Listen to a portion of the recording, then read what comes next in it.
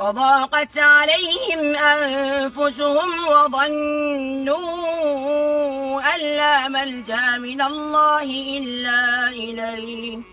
بسم اللہ الرحمن الرحیم. اللہ رب العزت کی کروڑوں رحمتوں کا نزول ہو اس فارمر پر. افریقہ کا یہ کسان کھیتی باڑی کے دوران خوبصورت آواز میں تلاوت کرتا رہتا ہے اور ارد گرد موجود لوگ اسے سنتے رہتے ہیں. افریقہ کے مسلمانوں میں دین کی رغبت ہم سے بہت زیادہ پائی جاتی ہے. یہی وجہ ہے کہ افریقہ کے کئی ممالک تو ایسے ہیں جہاں کی 90% آبادی حافظ قرآن ہے، اور کئی ملکوں میں تو یہ دعویٰ کیا جا رہا ہے وہاں پر بسنے والے صرف نان مسلم ہی حافظ قرآن نہیں، ورنہ 100% مسلمان آبادی حافظ قرآن ہے. افریقہ کی معاشی حالت اگرچہ بہت خراب ہے، لیکن اللہ رب العزت نے انہیں دین اسلام سے محبت دے کر ان کی روحانی حالت کو بہت بلند رکھا ہے.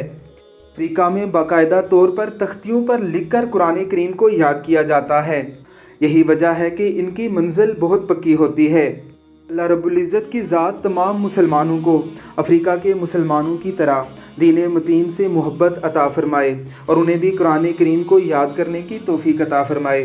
آمین ثم آمین. أعوذ بالله من الشيطان الرجيم.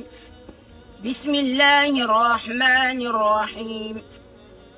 وعلى الثلاثة الذين خلفوا حتى إذا ضاقت عليهم الأرض بما رحبت وضاقت عليهم أنفسهم وظنوا أن لا ملجأ من الله إلا إليه ثم تاب عليهم ليتوبوا إن الله هو التواب الرحيم. يا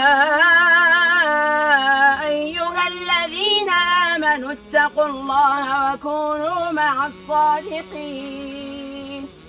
ما كان لأهل المدينة ومن حولهم من الأعراب أن يتخلفوا